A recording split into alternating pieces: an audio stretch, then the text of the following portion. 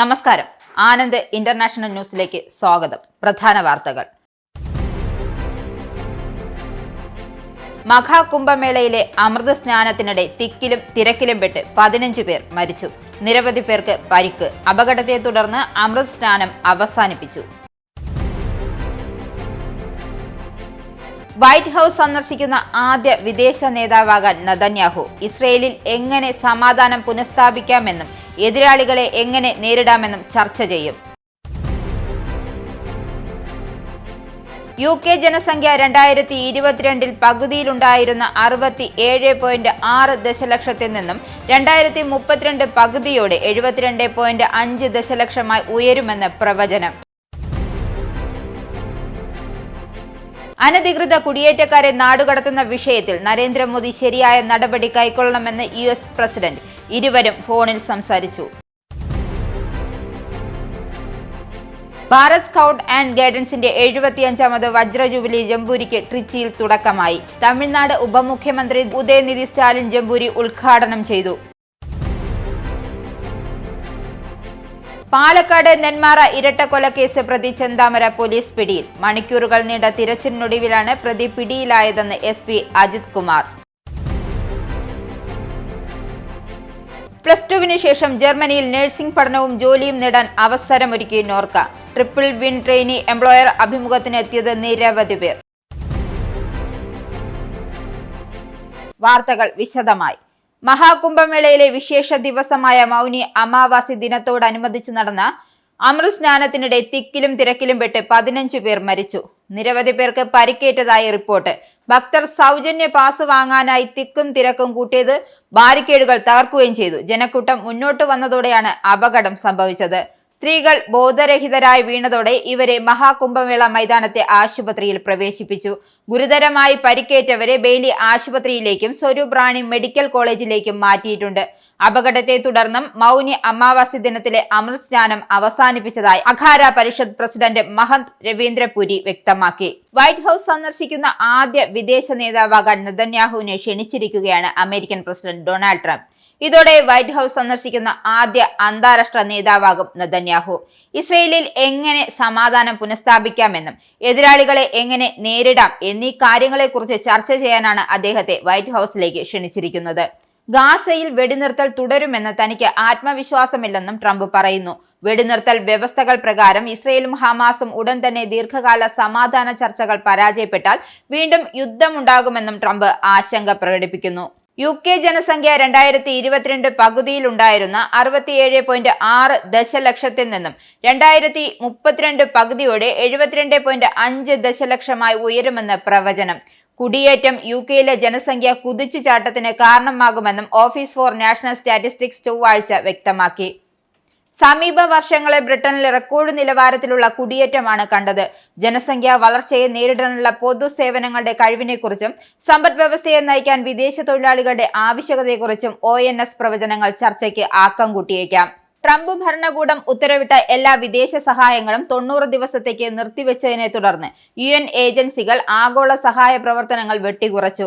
136 രാജ്യങ്ങളിൽ വീടുകളിൽ നിന്നും കുടിയിറക്കപ്പെട്ട 122 ദശലക്ഷം ആളുകൾ ജീവൻ രക്ഷാ സഹായം നൽകുന്നതിന് UNHCR മേധാവി ഫിലിപ്പോ ഗ്രാൻഡി ജീവനക്കാർക്ക് മെയിൽ അയക്കുകയും ചെലവ് അടിയന്തരമായി നിയന്ത്രിക്കാൻ ഉത്തരവിടുകയും ചെയ്തു. കൂടാതെ US ഫണ്ടിംഗ് മരവിപ്പുമായി പൊരുത്തപ്പെടാൻ ഏജൻസികൾ ശ്രമിക്കുന്നതിനാൽ അടിയന്തര സാഹചര്യങ്ങൾ ഒഴികെ പുതിയ സാധനങ്ങൾ ഓർഡർ ചെയ്യുന്നതിന് 90 ദിവസത്തെ കാലതാമസം വേണ്ടിവരും. അതിനാൽ നിയമം കരാർ മരവിപ്പിക്കൽ അന്താരാഷ്ട്ര വിമാനയാത്രകളും എല്ലാം നിർത്തിവെച്ചു. ഗിംഹേഗ് വിമാനത്താവളത്തിൽ നിന്നും പറന്നുയരാൻ തയ്യാറെടുക്കുന്നതിനിടയിൽ എയർബസ് ജെറ്റിനുള്ളിൽ തീ പടർന്നു പിടിച്ചു.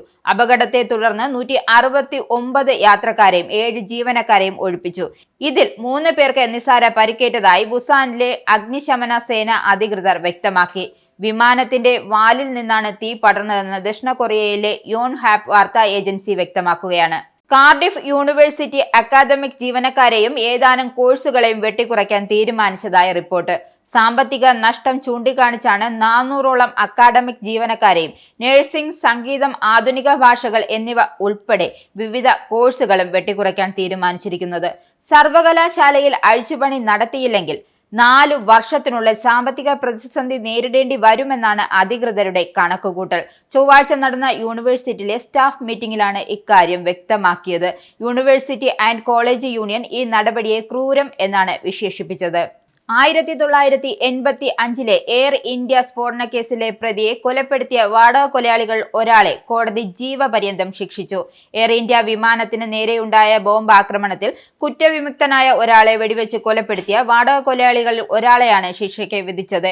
24-കാരനായ ടാനർ ഫോക്സിനെ ബ്രിട്ടീഷ് കൊളംബിയ സുപ്രീം കോടതി ജഡ്ജ് ചൊവ്വാഴ്ച ശിക്ഷിച്ചത്. 1985 ജൂൺ 23-ന് കാനഡയിൽ നിന്നും ഇന്ത്യയിലേക്കുള്ള എയർ ഇന്ത്യ വിമാനം 182 ഐറിഷ് തീരത്ത് പൊട്ടിത്തെറിച്ചു. വിമാനത്തിലുണ്ടായിരുന്ന 329 പേരും മരിച്ചു. അവരിൽ ഭൂരിഭാഗവും കനേഡിയൻ പൗരന്മാരാണ്. യൂറോപ്പിലെ ഷെറ്റ്ലാൻഡിൽ പ്രശസ്തമായ അപ് ഹെല്ലി ഫയർ ഫെസ്റ്റിവൽ ഗംഭീരമായി നടന്നു. ജനുവരിയിലെ അവസാന ചൊവ്വാഴ്ചയാണ് പാരമ്പര്യത്തെ വിളിച്ചോടുന്ന ഈ ആഘോഷം നടന്നത്. വൈക്കിംഗ് നീളമുള്ള കപ്പലിന്റെ പകർപ്പ് കത്തിക്കുമ്പോഴാണ് ആഘോഷങ്ങൾക്ക് അവസാനമാകുന്നത്. ആഘോഷം കാണാൻ ആയിരക്കണക്കിന് സന്ദർശകർ ഓരോ വർഷവും യുകെയിലെ വടക്കൻ ദ്വീപുകളിൽ നിന്നും അവിടെ എത്താറുണ്ട്. ഇസ്രായേൽ സൈന്യം പിൻവാങ്ങിയതിനാൽ ലെബൻ അതിർത്തി ഗ്രാമത്തിലെ ജനങ്ങൾ മരിച്ചവരെ സംസ്കരിക്കാൻ തുടങ്ങി. ലെബൻ ഗ്രാമമായ ദൈറയിൽ മരണം അവിടുത്തെ പള്ളികൾ അറിയിക്കാറുണ്ട്. അനധികൃത കുടിയേറ്റക്കാരെ നാടുകടത്തുന്ന വിഷയത്തിൽ നരേന്ദ്രമോദി ശരിയായ നടപടി കൈക്കൊള്ളുമെന്ന് US പ്രസിഡന്റ് ഡൊണാൾഡ് ട്രംപ്. ഇരുവരും ഇക്കാര്യത്തെക്കുറിച്ച് ഫോണിൽ സംസാരിച്ചു. കഴിഞ്ഞയാഴ്ച ട്രംപ് അധികാരമേറ്റതിന് ശേഷമുള്ള ആദ്യ സംഭാഷണമായിരുന്നു തിങ്കളാഴ്ച നടന്നത്. ഇമിഗ്രേഷൻ, സുരക്ഷാ പ്രശ്നങ്ങൾ, വ്യാപാരം എന്നിവയെക്കുറിച്ച് അവർ ചർച്ച ചെയ്തു. ഫെബ്രുവരിയിൽ മോദി അമേരിക്ക സന്ദർശിക്കുമെന്നും അദ്ദേഹം വ്യക്തമാക്കി. ഭാരത് സ്കൗട്ട് ആൻഡ് ഗൈഡൻസിന്റെ 75ാമത് വജ്ര ജൂബിലി ജംബൂരിക്ക് ട്രിച്ചിയിൽ തുടക്കമായി. തമിഴ്നാട് ഉപമുഖ്യമന്ത്രി ഉദയനിധി സ്റ്റാലിൻ ജംബൂരി ഉദ്ഘാടനം ചെയ്തു. മണപ്പാറയിലെ വിശാലമായ സിപ്കോട്ട് വ്യവസായ എസ്റ്റേറ്റ് ഗ്രൗണ്ടിൽ രാജ്യത്തിന് അകത്തും പുറത്തുമുള്ള 20,000-ത്തിലധികം ഗൈഡുകൾ, സ്കൗട്ടുകൾ നടത്തി. മാർച്ച് പാസ്റ്റോടെയാണ് ജംബൂരിക്ക് തുടക്കമായത്. രാഷ്ട്രപതി ദ്രൗപദി മുർമു ജംബൂരിയിലെത്തും. നിയമസഭാ തെരഞ്ഞെടുപ്പ് പ്രചാരണം കലാശക്കൊട്ടിലേക്ക് നീങ്ങുന്നതിനിടെ മുൻ മുഖ്യമന്ത്രിയും AAP ദേശീയ കൺവീനറുമായ അരവിന്ദ് കെജ്രിവാളിനെയും മനീഷ് സിസോദിയെയും കടന്നാക്രമിച്ച ലോക്സഭാ പ്രതിപക്ഷ നേതാവ് രാഹുൽ ഗാന്ധി. കെജ്രിവാളിനെയും സിസോദിയെയും മദ്യ കുംഭകോണത്തിന്റെ ശില്പികൾ എന്ന് വിശേഷിപ്പിച്ച രാഹുൽ, കെജ്രിവാളിനെതിരെ BJP പ്രധാന പ്രചരണ ആയുധമാക്കുന്ന ശീഷ് മഹൽ വിവാദവും ആവർത്തിച്ചു. ആരോഗ്യ കാരണങ്ങൾ തിരഞ്ഞെടുപ്പ് പ്രചാരണത്തിൽ നിന്നും 2 ആഴ്ചയിലേറെയായി വിട്ടുനിന്ന രാഹുൽ കഴിഞ്ഞ ദിവസമാണ് തിരിച്ചെത്തിയത്. ഇതിന് പിന്നാലെയായിരുന്നു വിമർശനം തൊടുത്തുവിട്ടത്. ശ്രീഹരിക്കോട്ടയിൽ നിന്നും 100ാം റോക്കറ്റ് വിക്ഷേപിച്ച് ചരിത്രമെഴുതി ISRO. ശ്രീഹരിക്കോട്ടയിലെ സതീഷ് ധവാൻ സ്പേസ് സെന്ററിൽ നിന്നും ഗതി നിർണയ സംവിധാനങ്ങൾക്കുള്ള NVS-02 ഉപഗ്രഹം വിക്ഷേപിക്കുന്നതിനുള്ള GSLV F-50 റോക്കറ്റ് ചൊവ്വാഴ്ച രാവിലെ 6:23-ന് കുതിച്ചുയർന്നു. ചൊവ്വാഴ്ച പുലർച്ചെ ആരംഭിച്ച 27 മണിക്കൂർ കൗണ്ട്ഡൗൺ പൂർത്തിയാക്കിയതിനു ശേഷമാണ് GSLV F-50 കുതിച്ചത്. 2ാം വിക്ഷേപണ തറയിൽ നിന്നാണ് റോക്കറ്റ് ഉയർന്നത്. ISRO ചെയർമാൻ V നാരായണൻ ചുമതല ഏറ്റതിനു ശേഷമുള്ള ആദ്യ ദൗത്യമായിരുന്നു ചൊവ്വാഴ്ചത്തേത്. പ്രതിപക്ഷ നേതാവ് മലയോര മേഖലയിലെ ജനങ്ങളുടെ ജീവനും സ്വത്തിനും സംരക്ഷണം നൽകണമെന്നാവശ്യപ്പെട്ട് നടത്തുന്ന ജാഥയിൽ പങ്കെടുപ്പിക്കണമെന്ന ആവശ്യവുമായി PV അൻവർ പ്രതിപക്ഷ നേതാവിനെ കണ്ടു. നേരത്തെ അൻവറിന്റെ രാഹുൽ ഗാന്ധിയുടെ DNA പരിശോധിക്കണമെന്നുള്ള വിവാദ പ്രസ്താവനയും പ്രതിപക്ഷ നേതാവിനായി കോടികളുടെ പണം വന്നു എന്നുള്ള വ്യാജ ആരോപണവും UDF അണികളിൽ വൻ പ്രതിഷേധത്തിന് വകവച്ചിരുന്നു. പാലക്കാട് നെന്മാറ ഇരട്ടക്കൊലക്കേസ് പ്രതി ചെന്താമര പോലീസ് പിടിയിൽ. സുധാകരൻ, അമ്മ ലക്ഷ്മി എന്നിവരെ വെട്ടിക്കൊന്ന ശേഷം ഒളിവിൽ പോയ ചെന്താമരയാണ് പിടിയിലായത്. പോത്തുണ്ട് മാട്ടായി വനമേഖലയിൽ നിന്നാണ് ഇയാളെ പിടികൂടിയത്. മണിക്കൂറുകൾ നീണ്ട തിരച്ചിലിനൊടുവിലാണ് ഇയാളെ പിടിയിലായതെന്നും SP അജിത് കുമാർ വ്യക്തമാക്കി. അതേസമയം ചെന്താമരയെ വിട്ടുകിട്ടണമെന്നാവശ്യപ്പെട്ട് നാട്ടുകാർ പോലീസ് സ്റ്റേഷന് മുന്നിൽ പ്രതിഷേധിച്ചു. കേരളം മുഴുവൻ പരിസ്ഥിതിലോല പ്രദേശമായി കണക്കാക്കാൻ കഴിയുമെന്ന് എഴുത്തുകാരനും പരിസ്ഥിതി നിരീക്ഷകനും UN പ്രതിനിധിയുമായ മുരളി തുമ്മാരുകുടി. ജെയിൻ സർവകലാശാലയിൽ നടക്കുന്ന സബ്മിറ്റ് ഓഫ് ഫ്യൂച്ചർ 2025 നമുക്ക് പ്രകൃതിയെക്കുറിച്ച് സംസാരിക്കാം എന്ന വിഷയത്തിൽ പാനൽ ചർച്ചയിൽ പങ്കെടുത്ത് സംസാരിക്കുകയായിരുന്നു അദ്ദേഹം. കേരളം മുഴുവൻ പരിസ്ഥിതിലോല പ്രദേശമാണ്. നാം അതിൽ പൂർണ്ണമായും ശ്രദ്ധ കേന്ദ്രീകരിക്കണം. പശ്ചിമഘട്ടം ദുർബലമായ ഒരു ആവാസ വ്യവസ്ഥയാണ്. അത് നിലനിർത്തിയില്ലെങ്കിൽ നമ്മൾ വലിയ പ്രതിസന്ധിയിലാകും. എന്നിരുന്നാലും കേരളം മുഴുവൻ പരിസ്ഥിതിലോലമാണ് എന്ന വസ്തുത നാം തള്ളിക്കളയേണ്ടതില്ല എന്നും അദ്ദേഹം പറഞ്ഞു. ജിമ്മുകളിലെ അനധികൃത മരുന്നുകൾ കണ്ടെത്തിയതിനും അവയുടെ ദുരുപയോഗം തടയുന്നതിനുമായി സംസ്ഥാന ഡ്രഗ്സ് കൺട്രോൾ വകുപ്പ് സംസ്ഥാന വ്യാപകമായി പ്രത്യേക പരിശോധനകൾ നടത്തുന്നുവെന്ന് ആരോഗ്യമന്ത്രി വീണ ജോർജ്. സംസ്ഥാനത്തെ 50 ജിമ്മുകളിൽ നടത്തിയ പരിശോധനയിൽ ഏകദേശം 1.5 ലക്ഷത്തോളം രൂപയുടെ മരുന്നുകൾ പിടിച്ചെടുത്തു. ശരീര സൗന്ദര്യ മത്സരങ്ങളുടെ ഭാഗമായി ഡിസംബർ മാസത്തിൽ ജിമ്മുകൾ കേന്ദ്രീകരിച്ച് ഉത്തേജക മരുന്നുകൾ അനധികൃതമായി ഉപഭോക്താക്കൾക്ക് നൽകി വരുന്നതായി രഹസ്യവിവരം ലഭിച്ചതിന്റെ അടിസ്ഥാനത്തിലാണ് ഡ്രഗ്സ് കൺട്രോൾ വകുപ്പ് ഈ പരിശോധന നടത്തിയത്. +2 ശേഷം ജർമ്മനിയിൽ നഴ്സിംഗ് പഠനവും ജോലിയും നേടാനായി Norka triple win trainee employer അഭിമുഖം സംഘടിപ്പിച്ചു. +2 ശേഷം ജർമ്മനിയിൽ സ്റ്റൈഫൻഡോടെ വൊക്കേഷണൽ നഴ്സിംഗ് ട്രെയിനിങ്ങും തുടർന്ന് ജോലിക്കും അവസരമൊരുക്കുന്ന നോർക്ക ട്രിപ്പിൾ വിൻ ട്രെയിനി പ്രോഗ്രാമിന്റെ ഭാഗമായി തിരഞ്ഞെടുത്ത വിദ്യാർത്ഥികൾക്കായി എംപ്ലോയർ അഭിമുഖം ഇന്ന് പൂർത്തിയാകും. ജനുവരി 27 മുതൽ തിരുവനന്തപുരം ഗോകുലം ഗ്രാൻഡ് ഹോട്ടലിൽ സംഘടിപ്പിച്ച അഭിമുഖങ്ങളിൽ 18 വിദ്യാർത്ഥികൾ പങ്കെടുത്തിരുന്നു. ഇനി പൗണ്ട് റേറ്റ്. UK പൗണ്ട് ഇന്നത്തെ മൂല്യം: ഒരു പൗണ്ട് $107.82 ഇന്ത്യൻ രൂപ, ഒരു US ഡോളർ $86.58 രൂപ, ഒരു യൂറോ $90.40 രൂപ, ഒരു pound $1.25 US dollar. Central GST council സംഘടിപ്പിച്ച GST Amnesty scheme cup Thiruvananthapuram press club cricket ടീമിന് തിരുവനന്തപുരം ബെല്ലിംഗ് ടർഫ് സ്പോർട്സ് അക്കാദമിയിൽ നടന്ന മത്സരത്തിൽ Thiruvananthapuram press club team GSD 11 69 റൺസിന് പരാജയപ്പെടുത്തി. ടോസ് നേടി ബാറ്റിംഗ് തെരഞ്ഞെടുത്ത പ്രസ് ക്ലബ് ടീം 15 ഓവറിൽ 7 വിക്കറ്റ് നഷ്ടത്തിൽ 144 റൺസ് അടിച്ചെടുത്തു. നിസാം 23 പന്തിൽ 48 റൺസും അഖിൽ രാജ് RB 15 പന്തിൽ 21 റൺസും നേടി. മറുപടി ബാറ്റിംഗിൽ GSD ടീം 12.1 ഓവറിൽ 75 റൺസ് ഓൾ ഔട്ടായി. നിസാമാണ് man of the match.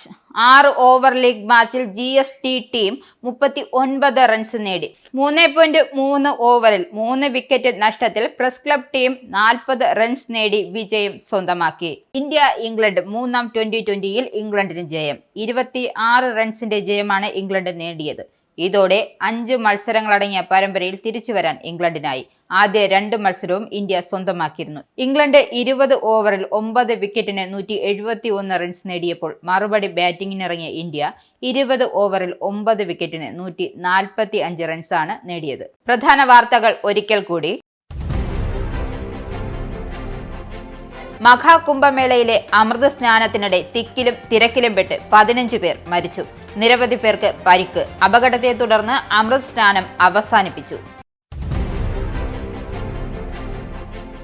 White house സന്ദർശിക്കുന്ന ആദ്യ വിദേശ നേതാവാകാൻ നെതന്യാഹു. ഇസ്രയേലിൽ എങ്ങനെ സമാധാനം പുനഃസ്ഥാപിക്കാമെന്നും എതിരാളികളെ എങ്ങനെ നേരിടാമെന്നും ചർച്ച ചെയ്യും.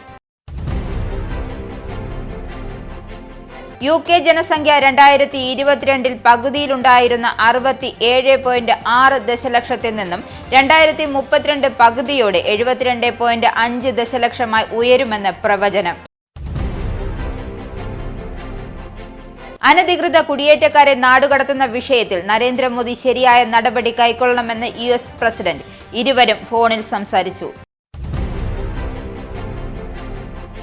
ഭാരത് സ്കൗട്ട് ആൻഡ് ഗൈഡൻസിന്റെ 75ാമത് വജ്ര ജൂബിലി ജംബൂരിക്ക് ട്രിച്ചിയിൽ തുടക്കമായി. തമിഴ്നാട് ഉപമുഖ്യമന്ത്രി ഉദയനിധി സ്റ്റാലിൻ ജംബൂരി ഉദ്ഘാടനം ചെയ്തു. പാലക്കാട് നെന്മാറ ഇരട്ടക്കൊലക്കേസ് പ്രതി ചെന്താമര പോലീസ് പിടിയിൽ. മണിക്കൂറുകൾ നീണ്ട തിരച്ചിലിനൊടുവിലാണ് പ്രതി പിടിയിലായതെന്ന് SP അജിത് കുമാർ. +2 ശേഷം ജർമ്മനിയിൽ നഴ്സിംഗ് പഠനവും ജോലിയും നേടാൻ അവസരമൊരുക്കി നോർക്ക.